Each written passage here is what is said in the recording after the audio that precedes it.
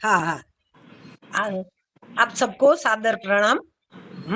मैं डॉक्टर अरुणा पटेल, मेरा निवास स्थान गांधीनगर है। मैं गुजरात सरकार से आयुर्वेदिक डॉक्टर की पदवी से रिटायर हुई हूँ।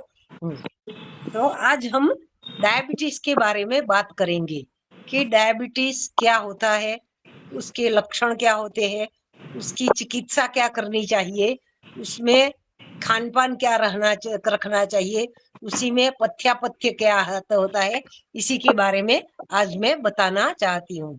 तो आयुर्वेद शास्त्र में डायबिटीज को एक महारोग बताया है। आयुर्वेद में 8 रोगों की गिनती महारोगों में की गई है। इसी में वात व्याधि स्मरी कुष्ठौ मेहोदर भगंदराह अरसांसी ग्रहणित्यष्टौ महारोगा सदुस्तराह, ऐसे अष्टांग हृदय में 8 महारोगों के बारे में बताए। उसी में डायबिटीज यानी कि आयुर्वेद शास्त्र में प्रमेह नाम से जाना जाता है। ये प्रमेह रोग का वर्णन आयुर्वेद शास्त्र में बताया है। तो प्रमेह रोग का लक्षण क्या होता है कि एक ही सिम्टम से हम जज कर पाए कि ये डायबिटीज का दर्दी है। तो एक सिम्टम ये, इसी को प्रत्यात्म लक्षण बोला जाता है। जैसे वेदों में बताया है कि पृथ्वी का गंध गुण है, वायु का स्पर्श गुण है, इसी तरह प्रमेह का एक ही सिम्टम क्या है, ऐसा आयुर्वेद में बताया है।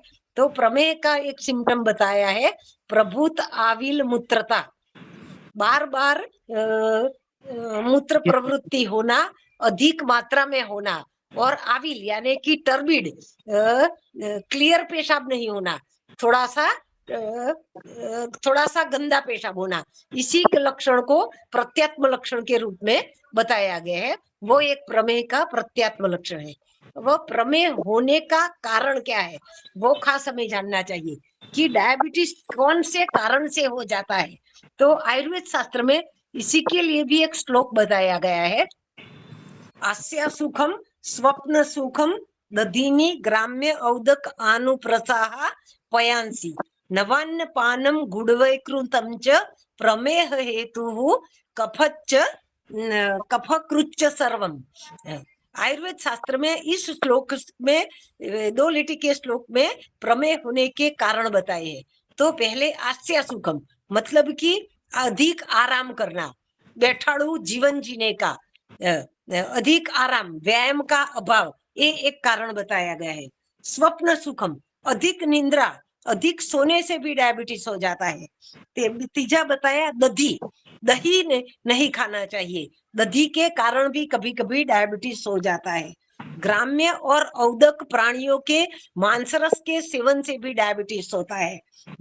पयांसी, दूध और दूध की बनावटों, जैसे कि मक्खन, मक्खन, मलाई, दही, लस्सी, ये सब दूध की मिष्टान्न, ये सब बनावटों के कारण भी डायबिटीज हो जाता है। नवान्न पानन, अन्न नवा हो, गेहूं चावल फसब हुई है, अभी भी तैयार हुए हैं, तो वो नवा अन्न जो खाते हैं उसी से भी डायबिटीज हो जाता है। एक ऋतु खत्म हो जाए तभी दूसरी ऋतु में अन्न पुराना खाना चाहिए, लेकिन 5 साल पुराना नहीं खाना है, एक ऋतु पुराना खाना चाहिए, यानी कि 6 महीने के 3 महीने पुराना अन्न और पान होना चाहिए। नवान्न पानम गुड़ वैकृतम च, गन्ने के रस से बनी हुई ये सब आइटमें, चीनी, शक्कर, गुड़, ये सब खाने से डायबिटीज होता है। और कफ वर्धक जो हेतु है वो सब डायबिटीज के कारणभूत है, क्योंकि डायबिटीज के रोग में आयुर्वेद में कफ की प्रधानता बताई है। वैसे तो वे त्रिदोषज व्याधि है, लेकिन त्रिदोष प्रकोप होने पर भी कफ की प्रधानता होती है। अभी डायबिटीज को मॉडर्न साइंस की दृष्टि से देखें तो 5 व कारणभूत बताए हैं। व यानी कि वी शब्द बोलते हैं यहाँ पे, तो व कारणभूत बताया है। व यानी कि अपनी आयु, ज्यादातर ओल्ड एज वाले लोगों में 50 या 50 से एबव वाली एज में ये रोग जनरली ज्यादा टाइप 2 वाला पाया जाता है। फिर एक वजन कारण बताया है, कभी कभी कहीं ओबेसिटी वाले रोग होते हैं, ज्यादा वजन वाले रोग होते हैं, तो वजन भी एक कारणभूत है। तीसरा कारण विचार भी एक कारण बताया है। विचार यानी कि स्ट्रेस, कभी कभी क्या स्ट्रेस आ जाती है, कभी इमोशनल स्ट्रेस होती है, कभी कभी फाइनेंशियल स्ट्रेस होती है, कभी कभी कैरियर की कोई स्ट्रेस होती है। कोई भी स्ट्रेस, स्ट्रेस का अपने स्ट्रेस के कारण आपका मन दूषित होता है, और मन का और शरीर का डायरेक्ट संबंध है। इसीलिए स्ट्रेस की वजह से भी कभी कभी डायबिटीज हो जाता है, व्यसन की वजह से भी कभी कभी हो जाता है। कई लोग अल्कोहल सेवन करते हैं, गुटखा सेवन करते हैं, कोई नशीली चीजों का सेवन करते हैं, तो भी डायबिटीज होने की संभावना ज्यादा बढ़ जाती है।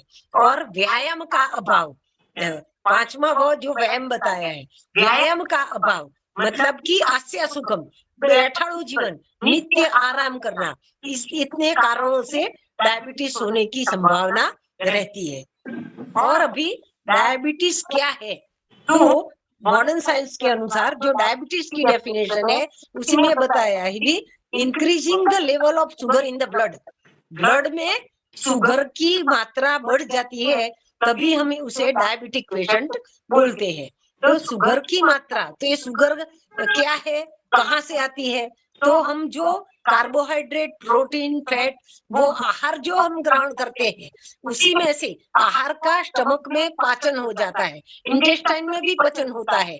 पाचन होने के बाद उसमें वह आहार तो कई सार, उसका सार भाग है वो ग्लूकोज में कन्वर्ट होता है, और जो निकम्मा भाग है वो मल में कन्वर्ट होता है। और जो ग्लूकोज में कन्वर्ट होता है ना, वो ग्लूकोज ब्लड में जाता है, और ब्लड में जाकर अपने शरीर के जो सेल्स है, कोश है, उनको शक्ति देता है।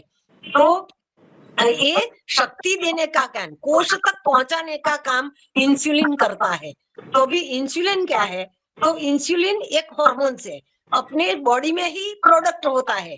अपने बॉडी में एक पेनक्रियास नाम का ऑर्गन है, वो लीवर के नीचे गॉल ब्लैडर है, गॉल ब्लैडर के पास में ही, गॉल ब्लैडर के नीचे ही पेनक्रियास आया हुआ है।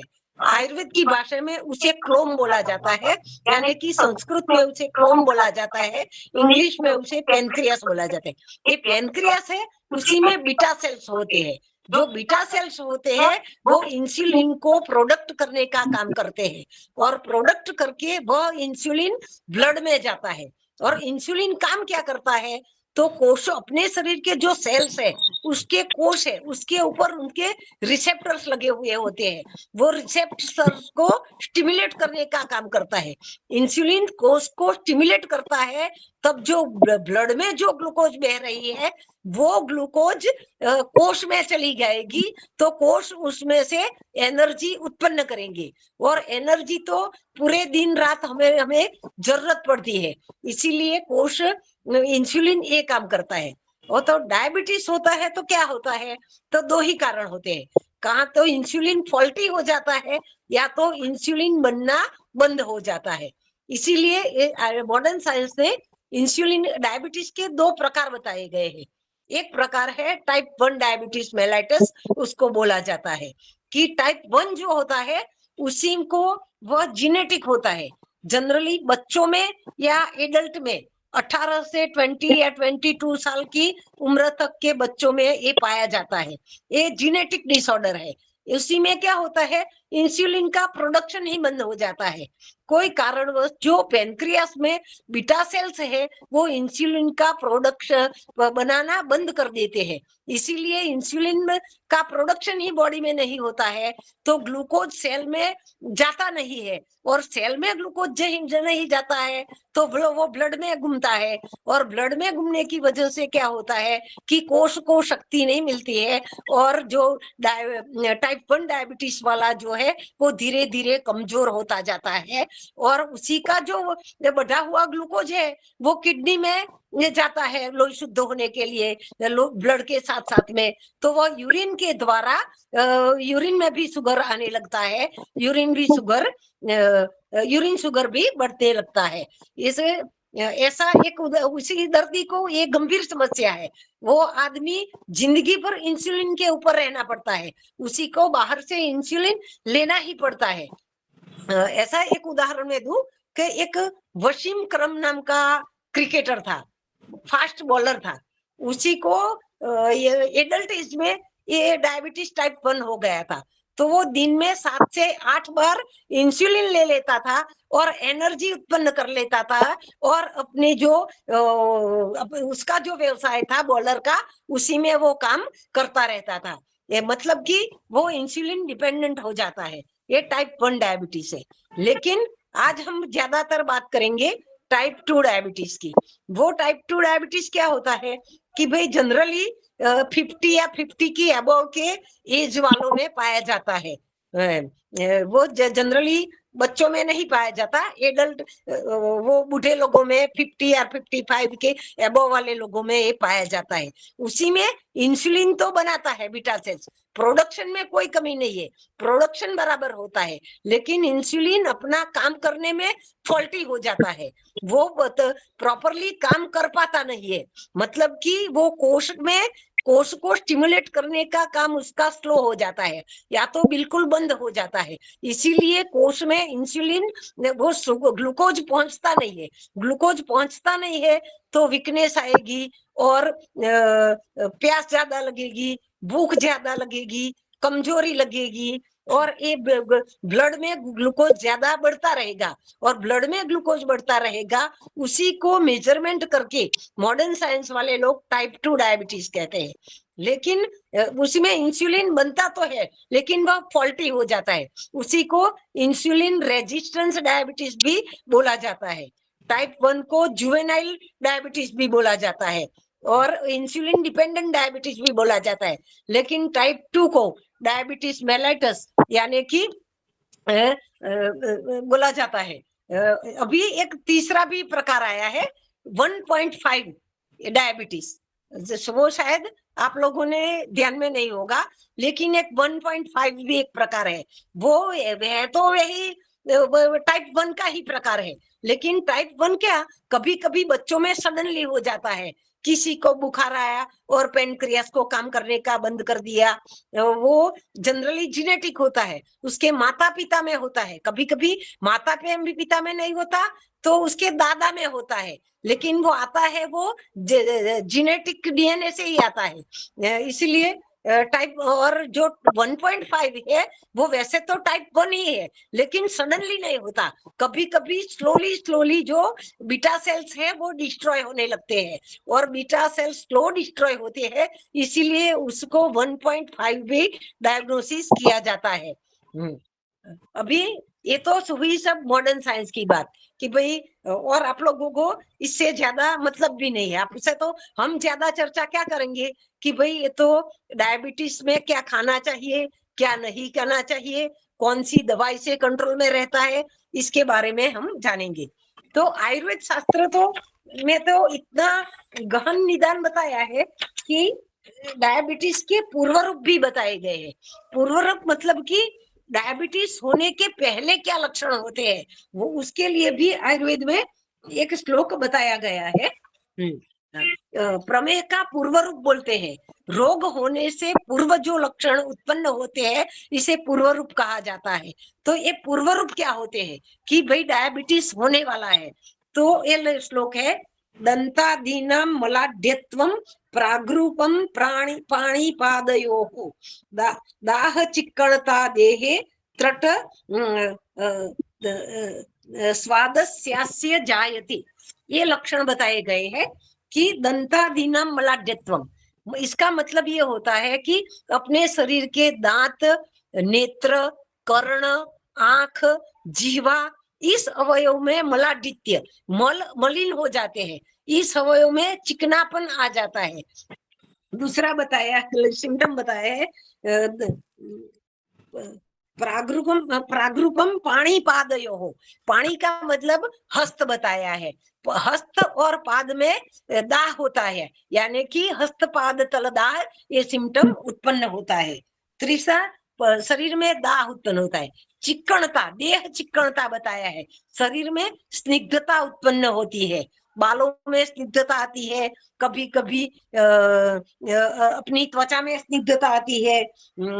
मुख मुख में मधुर रस का स्वाद, कोई चीज नहीं खाई होती है तो भी कभी कभी अचानक से मधुर स्वाद आने लगता है, ये डायबिटीज के पूर्व रूप बताए गए हैं, यानी कि डायबिटीज होने वाला है तो इसे आधुनिक मॉडर्न साइंस वाले प्री डायबिटिक बोलते हैं। अभी डायबिटीज के लक्षण क्या होते हैं कि चलो ये तो पूर्व रूप है कि भाई होने वाला है, लेकिन अब हो ही गया डायबिटीज तो क्या क्या सिम्टम होते हैं, क्योंकि पहले दिन तो सिम्टम हमें मालूम पड़ेंगे तभी हम ब्लड टेस्ट कराएंगे। बिना सिम्टम से तो ज्यादातर कोई ब्लड टेस्ट कराने के लिए जाता नहीं है। तो उसके सिम्टम में पहले बताया है कि प्रभुत आविल मूत्रता, कि यूरिन का ज्यादा उत्पन्न होना, बार बार पेशाब की प्रवृत्ति होना, बार बार पेशाब की प्रवृत्ति होना, ये लक्षण बताए गए हैं। तृष्णा, तरस अधिक लगना, क्षुधा यानी कि भूख अधिक लगना, कमजोरी अधिक लगना, हस्तपाद तल में दाह उत्पन्न होना, ये सब लक्षण जब उत्पन्न होते हैं तभी हम डॉक्टर या वैद्य के पास जाते हैं, और तभी डॉक्टर को डाउट होता है कि शायद ये डायबिटीज का मरीज हो सकता है, तो उसी को लेबोरेटरी का सहारा लेता है।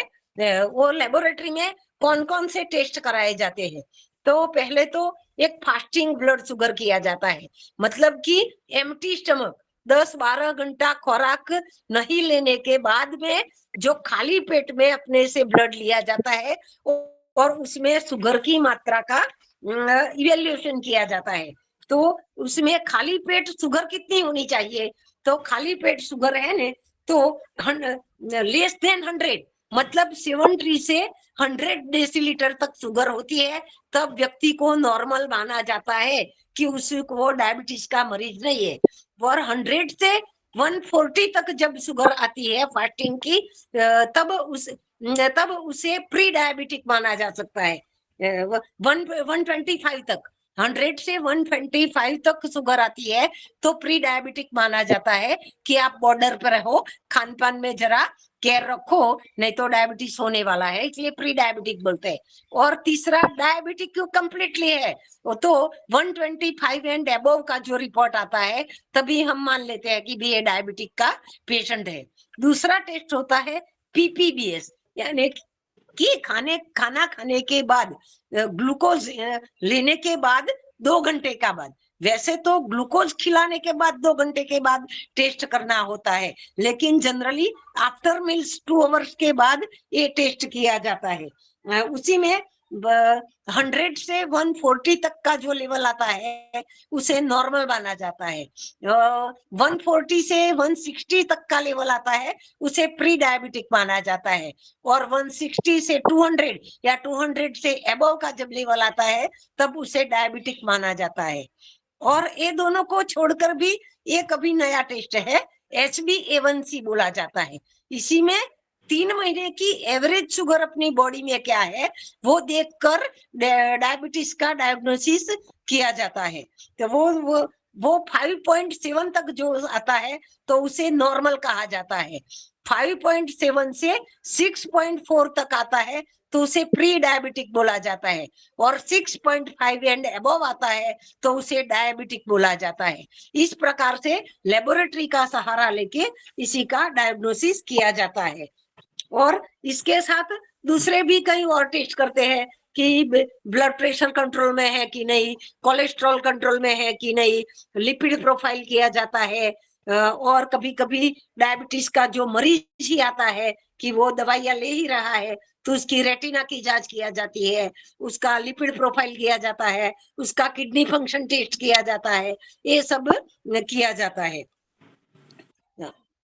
इसी प्रकार इसी का डायग्नोसिस होता है। लेकिन ये डायग्नोसिस ये सब तो डॉक्टर का काम है, हमारा काम नहीं। लेकिन हमें इस रोग नहीं हो इसी के लिए क्या करना चाहिए, और इसी को आयुर्वेद की दवा से भी कंट्रोल किया जा सकता है, खान पान में कंट्रोल करके परहेज रख के किया जा सकता है। ये तो मॉडर्न साइंस के प्रकार बताए थे। आयुर्वेद शास्त्र में इसको प्रमेय नाम के रोग से बताया है, और प्रमेय रोग का आयुर्वेद शास्त्र में 20 प्रकार बताए हैं। वो मॉडर्न साइंस इसमें तो 3 प्रकार बताए हैं। मॉडर्न में चौथा प्रकार बताया है, जेस्टेशनल डायबिटीज कहते हैं उसे। वो प्रेगनेंसी में यानी कि गर्भावस्था में पाया जाता है। जब बच्चे का बर्थ हो जाता है तब वो कभी कभी अपने आप ही रिवर्स हो जाता है, उसे जेस्टेशनल डायबिटीज भी बोलते हैं। लेकिन आयुर्वेद शास्त्र में प्रमेह के 20 प्रकार बताए गए हैं, क्योंकि आयुर्वेद में दोष कफ कफ दोष कारण बताया गया है, त्रिदोषज व्याधि है, तो इसी में दोष के अनुसार प्रकार बताए हैं। तो कफज 10 प्रमेय बताए हैं आयुर्वेद शास्त्र में। कफज 10 प्रमेय है, वो मूत्र की रंग की विकृति, मूत्र के गुणों की विकृति के आधार पर उसके विशिष्ट नाम दिए गए हैं। कफज 10 प्रमेय है, उसी में उदक, इक्षु, सुरा, सांद्र, शुक्ता, शुक्र, शीत, शनैर, आलाह, ये 10 प्रकार बताए गए हैं। और पित्त के 6 प्रकार बताए गए हैं, क्षार, नील, हारिद्र, मंजिष्ठा और रक्त। और वायु के 4 प्रकार बताए गए हैं, वसा, मज्जा, हस्ती और मधुर। आयुर्वेद में प्रमेय के 20 प्रकार बताए गए हैं, उसी में से कफज प्रमेय है वो साध्य बताए गए हैं। पित्तज प्रमेय है उसी को याप्य बताए हैं। याप्य मतलब कि थोड़ी कठिन होती है चिकित्सा। और वातज प्रमेय है वो असाध्य बताए हैं, मतलब कि दर्दी जब तक जिंदा रहे तब तक उसकी गोलियां दवाइयां करनी पड़े, उसी को असाध्य की श्रेणी में डाला है। इसी प्रकार कफज जो प्रमेय है वो साध्य है, उसी में जो दारों के उदक में है, तो उदक में का सिम्टम क्या है, उसमें पानी जैसा पेशाब बार बार और अधिक मात्रा में होता है। इक्षु में का सिम्टम क्या है, इक्षु के रस, इक्षु यानी कि गन्ना, गन्ने के रस जैसा पेशाब होता है। इसी तरह सांद्र में क्या है, तो गट्ट पेशाब होता है। सुरा में क्या है, तो सुरा यानी कि दारू, बर्तन में जो ये पेशाब रखो तो दारू जैसी स्मेल आने लगती है। इसी तरह दरेक हर प्रकार के सिम्टम में विशेषता बताई गई है, लेकिन ये वैदिक का काम है, इसलिए कि सभी प्रकारों की चर्चा मैं यहाँ पे नहीं करूंगी, क्योंकि मुझे चिकित्सा और परहेज बताना है, नहीं तो टाइम कम पड़ेगा। इसलिए तो आयुर्वेद शास्त्र में 20 प्रकार के प्रमेय बताए गए, उसमें कफज प्रमेय साध्य क्यों बताए हैं, तो क्यों ये बताए कि कफ दोष है उसमें, और दूष्य जो है वो मेद बताया गए है। कफ और मेद की चिकित्सा समान है, कफ की चिकित्सा करो तो मेद अपने आप कम होता है, और मेद की चिकित्सा करो तो कफ अपने आप कम होता है। इसीलिए कफज जो प्रमेय है वो समक्रियत्वाद, इसीलिए वो साध्य बताए गए हैं। विषम क्रियत्वाद, कभी वो पित्तज प्रमेय है वो विषम क्रियत्वाद बताए। पित्त में क्या, पित्त की चिकित्सा करने के लिए मधुर रस, शीत रस, अम्ल रस, ऐसे रसों का उपयोग करना पड़ता है, और ऐसे रसों के मेद की वृद्धि हो जाती है। इसी से पित्त की चिकित्सा करने जाए तो मेद बढ़ जाता है, मेद की चिकित्सा करने जाए तो पित्त बढ़ जाता है। इसीलिए विषम क्रियत्वात होने से पित्तज प्रमेय की चिकित्सा करना थोड़ा कठिन है, और वातज प्रमेय की तो इससे भी ज्यादा कठिन है, वो असाध्य बताए गए हैं। और जब तक आदमी जिंदा रहे तब तक दवाइयां लेनी पड़े ऐसा बताया गया है, क्योंकि वायु जो जो होता है वो रुक्ष गुण वाला होता है, और वायु का शमन करने से मेद धातु बढ़ जाती है, मेद का क्षय करने से वायु बढ़ जाता है। इसीलिए विपरीत चिकित्सा होने के कारण वातज प्रमेय असाध्य बताए गए हैं। अभी प्रमेय होया तो उसी में हमें क्या खाना चाहिए, क्या नहीं खाना चाहिए। तो अगर किसी को डायबिटीज हो गया है तो उसी को पहले तो श्रम की प्राधान्य देनी चाहिए, व्यायाम करना चाहिए, जिसे पसीना हुए ऐसा व्यायाम करना चाहिए, श्रम युक्त कोई काम करना चाहिए, एक्सरसाइज रेगुलरली करना चाहिए। एक्सरसाइज डायबिटीज के लिए वरदान रूप है, बिना एक्सरसाइज से ये शुगर बढ़ जाता है। दूसरा बताया है कि भी एक्सरसाइज तो कर लेगा मरीज, लेकिन खाना क्या चाहिए, तो खाने में पहले हम ग्रेन्स के बारे में बात करेंगे। तो मकाई बिल्कुल नहीं खानी है, जो मकाई का आटा है, मकाई को कॉर्न फ्लोर बोला जाता है। कॉर्न फ्लोर की जो भी आइटम है, मकाई का वड़ा, मकाई का हलवा, मकाई के भजिए, मकाई डोडा, यानी स्वीट कॉर्न तो बिल्कुल ही नहीं खानी है।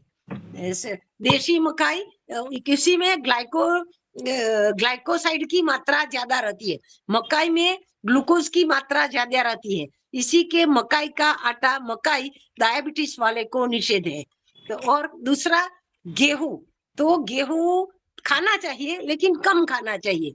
हम सुबह, दोपहर और शाम 3 टाइम भोजन करते हैं, तो इनमें से एक ही टाइम में भोजन में गेहूं का सेवन करना चाहिए। गेहूं की रोटी या भाकरी का सेवन तीनों टाइम नहीं करना है, एक ही टाइम करना है। और दूसरा कि एक ही टाइम नहीं करना है कि दूसरे टाइम में क्या खाना है।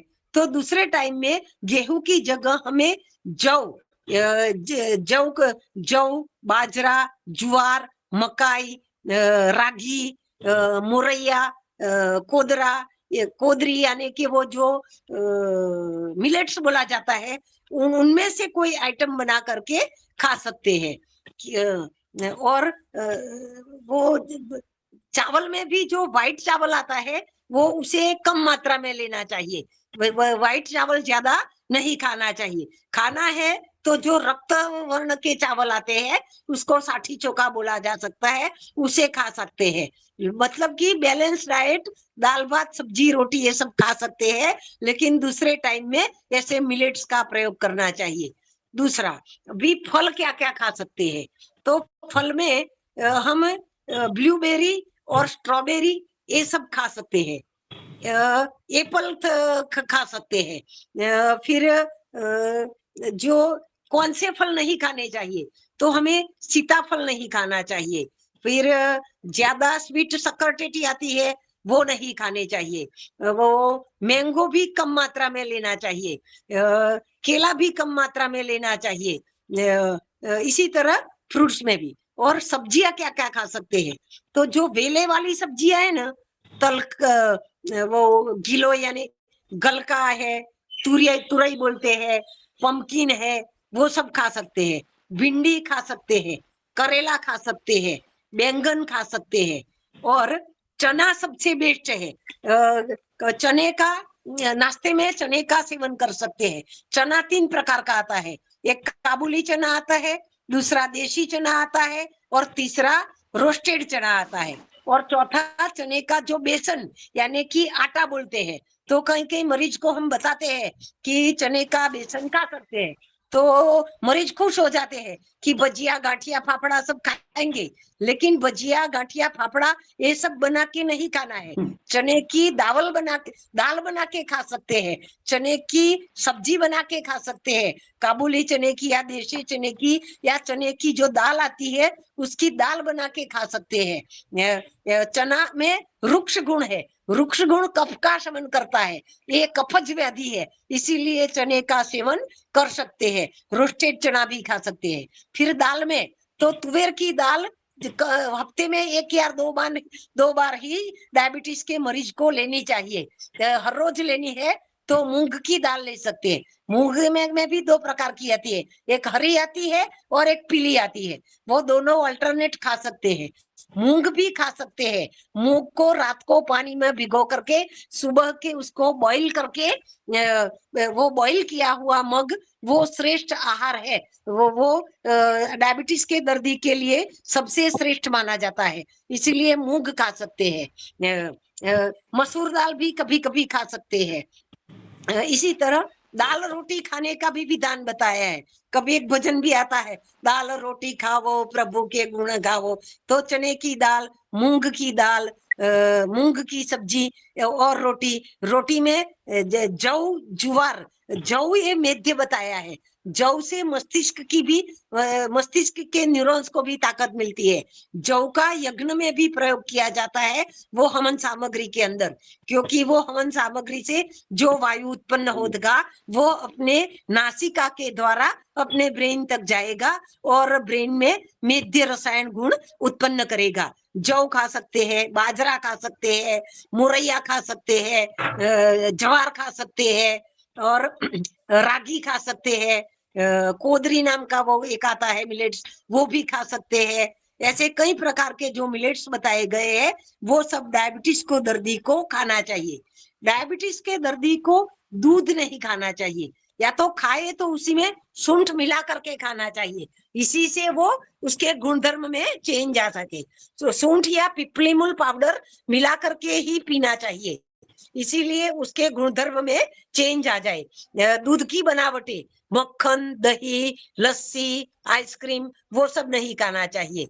और मैदा की आइटम है कि वो पिज्जा है, बर्गर है, मोमोज है, वड़ा पाव है, ये बाजारू सब जो जब चीजें है वो भी डायबिटीज वाले को नहीं देनी है। मतलब कि मैदा का प्रयोग, मैगी वगैरह का प्रयोग भी कम करना है। डायबिटीज वाले दर्दी घी भी कम मात्रा में ले सकते हैं। वे इसीलिए डायबिटीज वाले को सुबह बॉईल किए हुए चने या मग का नाश्ता करना चाहिए। वेजिटेबल्स का सूप भी पी सकते हैं, करेला का सूप, वो दूधी का सूप, नींब का सूप पी सकते हैं। लेकिन नींब का सूप डायबिटीज वाले को 12 मास नहीं पीना है, नींब सिर्फ चैत्र मास में ही पीना है। चैत्र मास में ऋतु के अनुसार नींब अपने शरीर को पथ्य होता है। जो 12 मास अब आप नींब का रस के, नींब के पत्ते, नीम यानी लिमड़ा, नीम के पत्ते चबाओगे तो अपना जॉइंट्स में पेन शुरू होगा, और उसी से हाइपोग्लाइसेमिया होने के भी चांसेस रहेंगे। एलोपैथी में इसके लिए इंसुलिन, मेटफॉर्मिन, ग्लाइनेज, ऐसी सब दवाइयां बताई गई है। इस दवाइयों से भी शुगर कंट्रोल करते हैं। और आयुर्वेद में तो कई सारी दवाइयां बताई गई है, लेकिन एलोपैथी की जो ये दवाइयां लेती है नी, उसी का ये सारवार की साइड इफेक्ट है। जो हाइपोग्लाइसेमिया है उसी का डायबिटीज से कुछ लेना देना नहीं है, लेकिन वो ये सारवार होती है, उसी सारवार की साइड इफेक्ट है कि शुगर कम हो जाती है, कभी कभी 70 तक कम हो जाती है, तो चक्कर आने लगता है, अनइजीनेस लगती है, पेशेंट मरीज को कमजोरी लगती है। तो और कभी कभी तो लेवल इतना नीचा हो जाता है, 30-40 तक चला जाता है, तो उसी में बेहोशी आ जाती है। तो कभी कभी जो डायबिटीज का मरीज बेहोश हो जाए तो बिना घबराए उसे ग्लूकोज खिला दो, या तो कोई मधुर रस वाला जूस पिला दो, या तो नींबू शरबत पिला दो। ऐसे कोई भी मदद तो ग्लूकोज लेवल जो कम होता है उसका लेवल अप होगा। और आयुर्वेद शास्त्र में तो इसे त्रिदोषज माना गया है। इसी में दोष, वायु, पित्त और कफ तीनों इन्वॉल्व होते हैं, और कफ की प्रधानता होती है। दुष्य ज्यादातर मेद बताया है, लेकिन मेद के साथ 10 दुष्य बताया है आयुर्वेद में। ये 10 दुष्यों के साथ संयोग होने से वो 20 प्रकार जो बताए, वो मूत्र में ऐसी विकृतियां आती है। उसके अलग अलग दोष का अलग अलग दुष्य के साथ संयोग होने के कारण से ये विकृतियां उत्पन्न होती है। तो दुष्य 10 बताए हैं: रस, रक्त, मांस, मेद, मज्जा, शुक्र, लसिका, उदक, ओज, लसिका, उदक, ओज और वसा। ये 10 दुष्य बताए गए हैं। ये 10 दुष्य इसमें दूषित होते हैं। उसी में एक ओज भी दुष्य बताया है। ओज का प्रमाण, इसी को प्राकृत श्लेष्मा भी कहा जाता है। उसी का प्रमाण हमारी शरीर में आधी अंजलि बताया गया है, अर्धंजलि प्रमाण में बताया गया है। और वो उसी अपरोज बोलते हैं। अपरोज का संबंध